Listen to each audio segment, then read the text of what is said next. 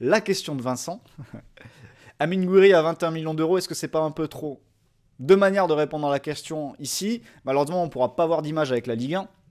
Mais la première question qu'on peut se poser, c'est, on va aller voir les statistiques sur Transfermarkt. Est-ce que c'est pas un peu trop 21 millions pour Amine Gouiri? Alors c'est vrai que si on prend les stats de cette saison, 3 buts de passe D en 19 matchs, c'est pas sa meilleure période, ça c'est sûr.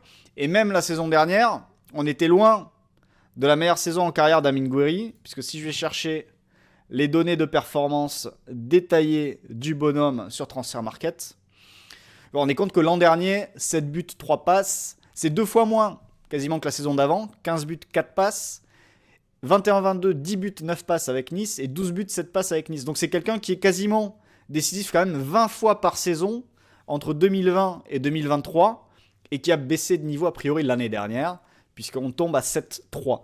Et maintenant, on va aller voir justement ce qu'en dit notre modèle, le modèle d'Ismaël, qui ici présent d'ailleurs dans le chat, qui m'a envoyé la fiche d'Amine Gouiri, et vous allez voir ce que ça donne, la fiche d'Amine Gouiri. Voilà, ça c'est la fiche d'Amine Gouiri sur la saison en cours.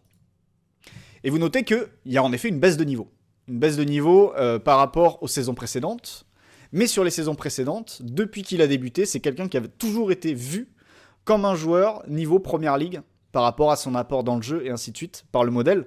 Donc, niveau Première Ligue, est-ce que si on prend le modèle d'Ismaël, qui est plutôt pas mal quand même au moment de juger les offensifs, on a pu le tester assez souvent, est-ce que 21 millions d'euros, c'est pas un peu trop pour un joueur de Première Ligue, potentiellement? Je ne pense pas.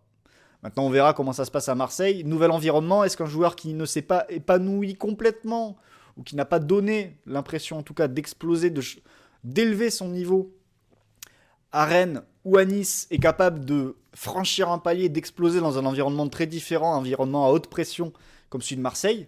Ça, c'est une question qui peut se poser. Ça se trouve, c'est quelqu'un qui va justement franchir ce palier dans ce nouvel environnement, à voir ce qui se passe, parce que là, il va falloir se faire violence, aller chercher beaucoup plus, parce qu'il y aura beaucoup plus d'exigences chaque semaine pour lui.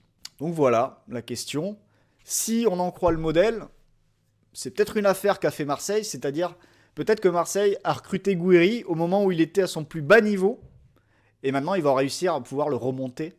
Maintenant la question c'est de savoir s'il va réussir à le remonter pour atteindre des sommets avec l'OM en tout cas. C'est ce qu'on lui souhaite parce que ça reste quand même un très très beau joueur de foot. Moi je me rappelle notamment d'un but qu'il avait marqué face au PSG avec une première touche incroyable, un enchaînement, enfin bref.